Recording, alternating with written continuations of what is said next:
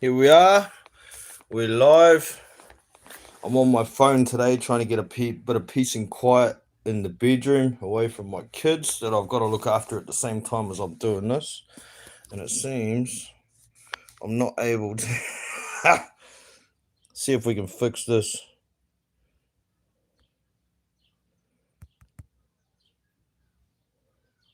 What's it say here? Orientation is locked. Rotate device. Can't change that. I don't know how. All right. Anyways, here we is. So we've got a few heavyweight fights made. Of course, we've got the Alexander Usyk and Tyson Fury card. I can't even remember what's on the undercard there. I think we've got Isaac Lowe. No, not Isaac Lowe. We got shit. Ray Vargas is fighting Pommy guy. I can't remember his name. Down at 130 or some crap. It's not really of any interest to me. Shit, there was another heavyweight fight on that card, I think. I can't remember. But it's not really of any consequence because there's a lot of other fights made. So, of course, we've got Anthony Joshua and Francis Ngannou. No hiding the fact it's a cash grab, but Anthony Joshua isn't a champion, so he's quite entitled to do that sort of thing while he's waiting for an opportunity to get a shot at somebody. In all reality, he doesn't really need a mandatory position to get a shot because he's the cash cow of the heavyweight division. Anyone will give him a shot by Tyson Fury if Tyson Fury beats Alexander Usyk. But anyways, we had the press conference yesterday for Joshua and Ngannou, and it was announced that Zhili Zhang and Joe Parker are going to be fighting each other on that card. And a lot of people were going, what happened to Wilder v. Zhang? I thought that was going to happen. So there's multiple reports initially came out that Wilder and Zhang are likely to both be on the card. There was no hinting in the actual reports that they might fight each other, but everybody jumped on it. That's what's going to happen. That's what's going to happen. So Prince Turki Al-Ashik set it up because everyone was asking for it. Zhang signed his part of the deal. Shelley Finkel came out and recognized the offer, said they've got the contract, they would really like that fight. I instantly thought, okay, this is Shelley Finkel trying to line his pockets before his man's done. Because in all reality, sorry, I think Zhili Zhang would have smashed Wilder to bits in the current state he's in, right? So it is what it is, man. Wilder ducked it. He ducked that fight. And that tells me that he's probably going to retire. So who turns down a 7-digit payday? Either he's scared of Zhang or he's got something else lined up. I did actually see a comment. Maybe they're trying to line Hergovic up for Wilder. But there's still another couple of winners from the Day of Reckoning that need fights, like Daniel Dubois, Ajit Cabiel, Frank Sanchez. So these sort of fights could still be made before the March 8th card. I think it's March 8th. So it is what it is. But Zhili Zhang and Joseph Parker were actually they had already agreed terms to fight on the Day of Reckoning card. Now, I've seen some conflicting stories. Frank Warren apparently has said that Zhili Zhang didn't fight Parker on the Day of Reckoning card because he got an injury. So Wilder stepped in. But then I've also seen Zhili Zhang's coach on an interview say that Joseph Parker turned down the fight. Like he was trying to make out that Joseph Parker was trying to duck Zhili Zhang. But, you know, we've seen other people say that Joseph Parker has ducked before, haven't we? Like Deontay Wilder. We know it was all shit, Joseph Parker got an offer from Deontay Wilder, a minimalistic offer for a heavyweight unification fight of $1 million New Zealand. So that's only 750K American. And when that offer was made, uh, Joe Parker's management at the time, Duco Events, decided, how about we just go for Joshua because we can get paid for that instead of fighting for peanuts, because that payday for a unification wouldn't have been, it was $100,000 more than what Joe Parker got paid to fight Andy Ruiz in New Zealand for the vacant WBO title. So Wilder saying Parker ducked is horseshit. If he really wanted that fight, he would have offered Parker more money so he could get an extra bargaining chip if he was so confident of beating him. He would have had another bargaining chip against Anthony Joshua, wouldn't he? But he didn't really want that fight. In all reality, the lowball offer was a duck from Deontay Wilder. And now we know why. But anyways, this Zhilei Zhang and Joe Parker fight, I like it. It's a good fight. It makes sense. Parker's coming off a great year, fighting 4 times. It'll be the 5th fight for him. It'll be just outside 12 months. Actually, I think his first fight last year was late January or something like that. I think that was Jack Massey or somewhere there. Anyway, and Zhilei Zhang's coming off 2 good knockout wins over Joe Joyce, who beat Joseph Parker. So,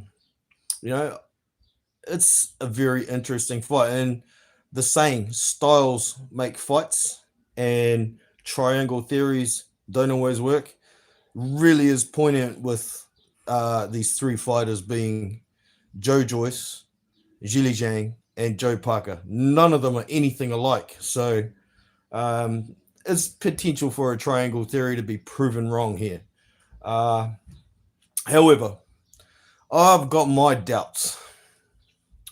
I only remember Joe Parker fighting 1 southpaw as a professional. That was Jason Bergman. He fought, I can't remember the dates. This is all off the top of my head today. But he did fight him in Samoa in the middle of summer in 35-degree heat over there. He looked like shit. I think it was the 2nd round. He had Bergman in the corner. Bergman beckoned him in like Chisora does, and Parker came in and got clipped with a big left hand, stunned him, nearly got knocked out, but he managed to wear down Bergman and stop him. I think it was 8 rounds. So that was the last southpaw I've seen him fight. I'm pretty sure there's no other southpaws in his earlier fights before that either. So as a pro, he hasn't really faced many southpaws. However, I'm sure he's getting plenty of southpaw sparring. We know Moses Atuma, who's a southpaw, is sparring Tyson Fury, preparing him for Alexander Usyk, even though they're much different in size. But I'm sure Joseph Parker will be in there as well. Now he's going to be fighting a southpaw, trying to get some southpaw sparring out of Moses Atuma. Now he knows he's fighting a southpaw. And Moses is 6'6", I believe, like Zhilei Zhang. However, I'm not so sure he hits as hard as the Zhilei Zhang, and I'm not so sure. Well, I'm actually pretty damn sure he doesn't have the ring IQ of Zhilei Zhang. So I'm sure there'll be other southpaws in there as well for Joe Parker. But that sparring, of course, will stop probably next week, because Atuma is fighting on the undercard of Fury and Usyk. So he won't want to be sparring, endangering his fight on the 17th of February. But it's a real interesting fight. I was on Raphael Dawkins Combat Radio earlier this morning, and they hit me up. You're a New Zealander. How's your boy going to go? And I was like, straight away, I don't know if I have enough faith in Joe to win this one. There's a few factors. I mean, Joe definitely has the potential to cause Zhilei some real problems. He's pretty quick with his feet. He's reasonable.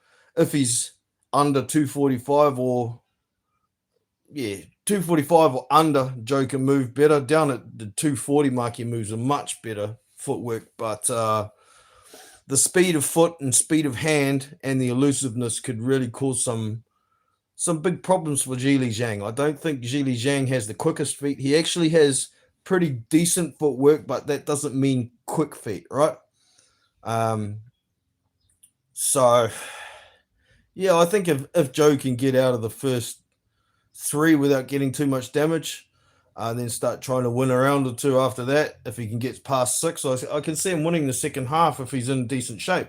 And the fact of the matter is, he's been so busy over the last 12, 13 months or so, he hasn't had the chance to eat pies and get fat. So, we saw him in that Joe Joyce fight. He was, I think, might have even been the heaviest of his career in that fight. And he ended up standing and trying to shoulder roll to avoid punches and looping over the big right hand, right? But it was too static for somebody who punches with volume like Joe Joyce. He was a sitting duck. Now, I did hear some rumors that he wasn't very well leading up to that fight, and maybe that's why he was so heavy in that fight. I think it was 253 or 255 or something crazy. It's far too heavy for Joe. So I'm not saying it's an excuse, but the fact of the matter is he might not have been at his best when he took that 11th round loss to Joe Joyce. And don't get it twisted. I see a lot of people saying Joe Joyce absolutely wiped the floor with Joe Parker and knocked him clean out. He didn't knock him clean out because he was on his feet at 10. He was absolutely exhausted, was Joe Parker. He did get stopped. It was a knockout because he didn't beat the count, but it wasn't a Sparko knockout. It wasn't absolutely obliterated. And Joe Parker did land a lot of big overhand rights on Joe Joyce in that fight. I've also heard a few people mention it, that maybe some of those overhand rights kind of pushed Joe Joyce's limit. Joe Joyce has been hit hard a lot through his career, and you get to a saturation point sometimes. Maybe Joe Parker softened him up for Zhili Zhang. I don't know. I'm not saying it's a fact, but it's just what it is, right? So that fight, I'm really excited about. It's going to be a goodie. The Francis Ngannou fights and Anthony Joshua. I'm expecting Joshua to win, and I'm expecting him to win in good fashion, but not 2 or 3, 4 rounds like many people were expecting. Francis Ngannou is one tough motherfucker. And he hits hard too. I'm not saying he's the highest skilled fighter in boxing, but he does have some skills. And also, you got to remember, throughout his MMA career, he's also been sparring boxers to get his boxing part of his game, even for MMA, better. He's done a lot of sparring with fellow Cameroonian Carlos Takam over the years. So there's definitely a boxing background there. We found that out the hard way for those of us who didn't really know, because I don't follow MMA. I knew who Francis Ngannou was, but honestly, I had never watched any of his fights until I wanted to do a bit of research before the Tyson Fury fight. And assuming Tyson Fury was the Tyson Fury who fought Deontay Wilder in the second fight or third fight, he should have cleaned the floor with Francis Ngannou. But, we've got to wonder how much has been taken out of Tyson Fury after being floored so many times by Deontay Wilder in that trilogy. So, I don't know. I think Tyson Fury's legs in particular aren't what they used to be. Carrying all that weight, he does a hell of a lot of road work. It's hard on the knees, hard on the ankles. So we'll see come February 17th about Tyson Fury. But Francis Ngannou, if he can land some good punches on Anthony Joshua early, he hits a lot harder than Alexander Usyk. He hits a lot harder than Otto Wallen. He hits a lot harder than Francis Ngannou. I don't know if he hits much harder than Helenius, because that dude can actually bang. But Yeah, if Francis comes out southpaw, and I think he will for the first few rounds and see how it goes, and can land a straight left or two on Joshua, then it could change the whole dynamic of the fight. If Anthony feels that power and thinks, "Ooh, I'm getting flashbacks of Andy Ruiz, I'm getting flashbacks of getting knocked the fuck out," he might go on the back foot and try and box him. He might have to. So I don't know. I'm still going to pick Joshua for a late stoppage at this point, but yeah, and I didn't give a prediction for Zhang and uh, Parker. I've got at this point I'm thinking 60-40 in favor of Zhang, but a lot for me is going to depend on what weights the guys come in at when it comes to fight week, and I'm going to do a lot more looking into it as well. See if I can find any amateur footage of Parker fighting southpaws, and I'll have a look through the first sort of 10 fights of Parker's career. I'm pretty sure there's no other southpaws in there. But yeah.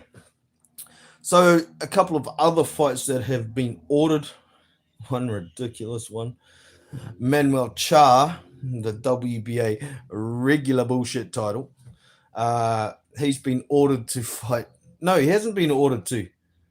Someone bankrolled it in was it Turkey? No, it's Bulgaria. Bulgaria. It's probably that same guy. Shit, I can't remember. The guy who likes to bankroll Kubrat Pulev's career. Anyway, he's paid for the fight to be in Bulgaria.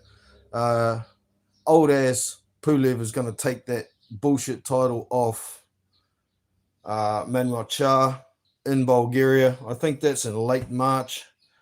So, man, whatever it takes to get rid of that freaking title, I don't care who it is.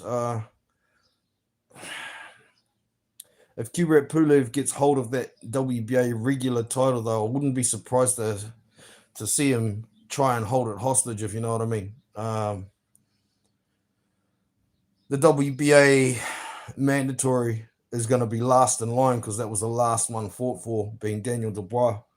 So there'll be a long line to wait for that, and Kubrat Pulev can pretty much pick and choose who he wants to fight after he takes that title from Char. There's no way in hell Char is going to beat Pulev.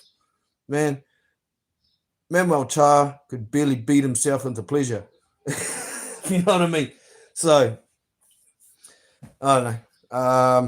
All right, some other fights that have also been ordered. The WBA has said Martin Bacoli and Cassius Chaney are going to be in a final eliminator. Now, they don't specify whether it's a final eliminator for the WBA regular or for the WBA super. Either way, it doesn't really matter because Martin Bacoli is going to smash over Cassius Chaney in about 5 rounds, in my opinion. Cassius Chaney's like number 9 in the WBA, and I don't think he's ranked anywhere else. So how they're calling it a final eliminator suggests that everybody between Martin Bacoli at 1 and Cassius Chaney at 9 refused to fight. So I think that's bullshit. It's is what it is. WBA and the WBC are the two dodgiest governing bodies, in my opinion. They do some crazy shit sometimes, and they're doing it again. I would have liked to have seen Martin Bacoli take on a Daniel Dubois or a Edric Caballero or a Frank Sanchez. One of those three would have been just fine and dandy. But no, we get this dumbass fight because the WBA are dumb. Pretty much. That's it. Just dumbass dum-dums. So that's that. We've got Joe Joyce is having a comeback fight. He'll be fighting, I can't remember the date off the top of my head, but he's going to be fighting Cash Ali. That should be an easy walkover as long as he doesn't get his titty bitten off like David Price. And I imagine Joe Joyce coming forward, thudding blows, accumulation, wearing down Cash Ali in 2 or 3 rounds is going to be very frustrating for him, for Cash Ali, and I wouldn't be surprised at all if he ended up resorting to biting or headbutting or some shit. He's just that kind of dude. So we'll see. Uh, Not a flash comeback fight, but what kind of comeback fight is flash for somebody who's just been knocked out twice? So yeah, that's pretty much that. Um,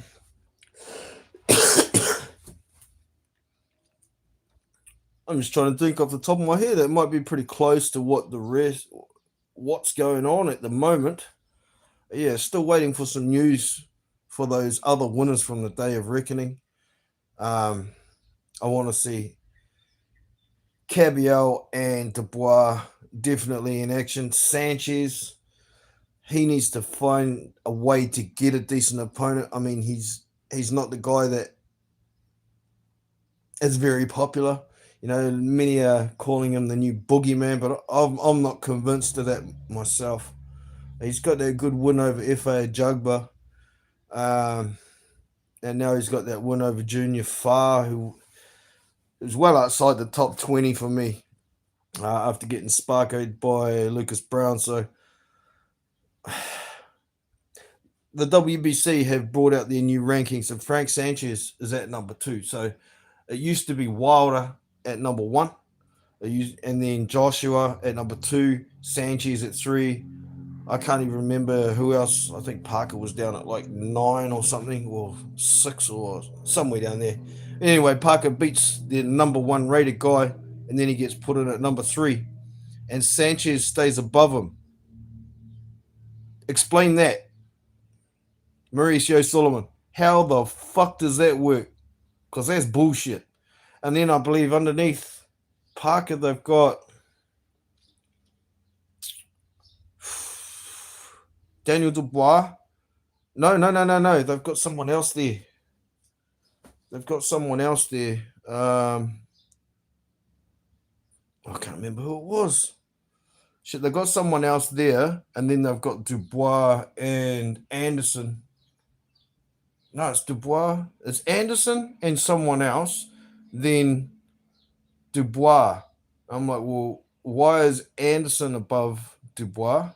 He's scraped past Charles Martin, and Daniel Dubois just knocked out Big Baby Miller in the 10th round. So I believe that's a way better win than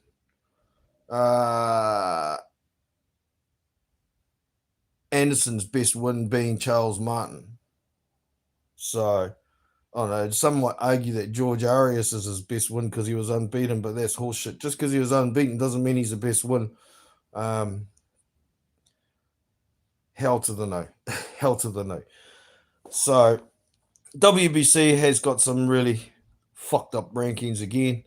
No surprises there whatsoever. So, I think they've got Deontay down at number 9 now, at least. He dropped 8 positions. So, I guess that's about fair. But if he's going to bail out of fights, big opportunities to fight for big paydays, like he bailed out against Zhang, I think they should just drop him clean out of the rankings. Dude doesn't want to fight anymore.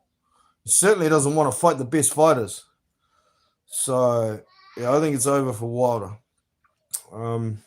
Just trying to think of any more off the top of my head before I shut this down. I have to do some more research on how to run these streams properly from my phone. But yeah, make sure that if you haven't already, you do hit the thumbs up, subscribe to the channel, and you won't miss future content. This being the first video for the day. It's a bit rough. I've still got my kids for a couple more weeks, but then I can get back into it. I should be able to get a stream going for the Fury Usyk undisputed match. That's going to be real interesting. Not just the fight itself, it's also the fact that one of the dudes might retire, or both of them might retire after the first fight. Who knows? I mean, if Fury retires because he loses, Usyk might retire as well. I mean, he's strive to become undisputed in two divisions. If he achieves it and Fury ditches the rematch, doesn't want it, what does he want to do? Is he going to fight Joshua again? I don't know if Joshua wants to fight him again. He's already beaten him twice. Um, yeah, we'll just have to wait and see what happens with that. I see at the press conference, um, Turkey Al Sheikh has said the winner of Joshua and Ngannou will be fighting the winner of Usyk v Fury for undisputed. He's pushing it. He's pushing it. The IBF have already said that the winner of Usyk Fury must fight their mandatory. So it's not going to be for undisputed, is it? Unless the loser decides to not activate the rematch clause straight away, or I'm sure it's only an immediate rematch. You can't have other fights in between. I don't know the ins and outs of the contract, but I'm pretty damn sure Turkey Al Sheikh is hoping that his money will buy the IBF. But I'm telling you now, that's one organization you can't buy off. So, yeah. I know he showed a picture too of a undisputed belt. I kind of wonder if he's trying to make his own belt to try and consolidate, but the other governing bodies won't go along with it. But at the same time, he's got all the money and he can make these big fights. So maybe there will be some worth to it. It might just end up a fifth recognized governing body, and that shit sucks. That shit sucks. I would love for the WBC and the WBA to just disappear now, and life would be a lot easier. Uh, corrupt pieces of shit. So that's my opinion on these big fights that have been announced. Like I say, I think Deontay Wilder's done. Turning down opportunities like that, he's got to be thinking about retirement. Where else is there for him to go? Possibly Hrgovic, but I still don't think it's right that someone coming off such a bad loss. It wasn't a knockout loss, but it was a shutout loss on one card. Personally, I only gave Wilder one round myself, so not quite a shutout, but yeah.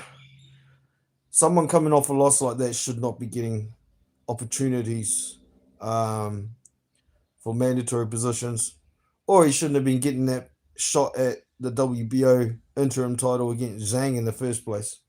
That's just crazy.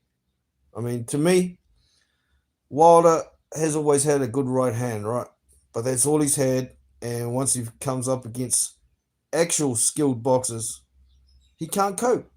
So either go back to the drawing board, fight a couple of mid-tier guys, get yourself back. Then you're going to have to fight one of these killers like a Zhili Zhang or a Philip Hrgovic or some of the guys that are at the top of the division, even the ones that have got losses. It's because they've been fighting real opposition. Deontay Wilder hasn't. So, yeah, man. Get back on your bike and sort your shit out. You haven't got time because you're already 38. You better get moving. Otherwise, hang him up. I was actually hoping that Wilder Zhang wasn't going to happen because I don't want to see Deontay Wilder in a body bag. And that's how I feel it will go. So I'm glad Joe got this opportunity, even if I don't have that much faith that he can pull it off at this point. But, I've had a few people in my ear. John Daly kind of convinced me a little bit that Joe does have a lot of attributes that can trouble Zhang. And my response to that was, yeah, I know he's got skills in this department. He's got the skills in that department. If he's in the right shape, he can be quick enough to do what he needs to do to beat Zhang. But for almost a decade, being a New Zealander, following Joseph Parker's career, he's always had all those skills. He just hasn't been able to put them together. Now, many say he really did put it together against Wilder. I think he did put the game plan together, but it wasn't a very high volume fight. It was very low volume. He had the opportunity to take risks in between attacks like he likes to. Um, it could be a hell of a different story with a big dude bearing down on you with pressure. So yeah, we'll see. Like I say, I got Joe at 60. I got Zhang winning that one 60-40% at this point, but we'll see what happens further down the track. So I hope you've all enjoyed this little stream, little update. I hope to get a few more of these out and get a bit more active. It's just a bit tough with the kids home at the moment for another couple of weeks. So bear with me. I'll be back. I'm Jono from Big Boys Boxing, and I am out. So now, how the fuck do I end the stream?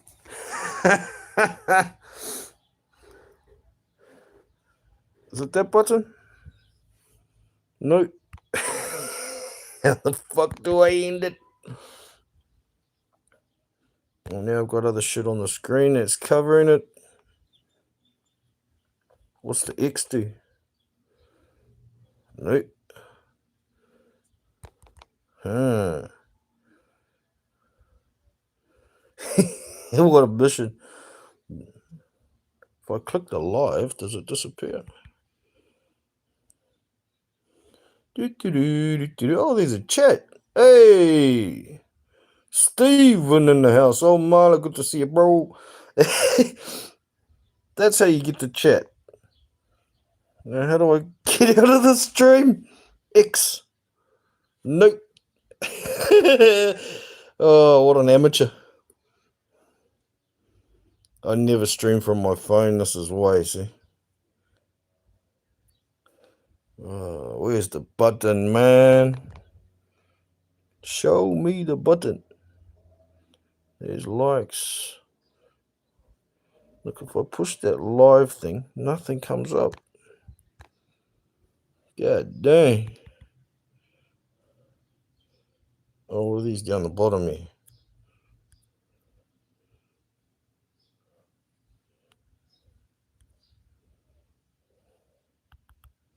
I'll find it sooner or later. Oh, look, I can turn the camera around. There we go. Don't want to look at my feet. How do we turn this fucking thing off? Oh, what do the three dots do?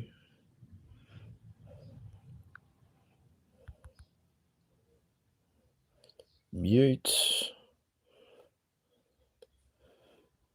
Enable flash share. Where's this end stream? This is ridiculous.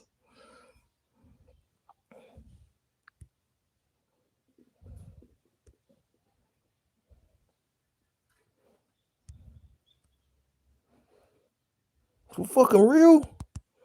Why is there no off button? Oh, there we go. I tried pushing the X, it didn't work.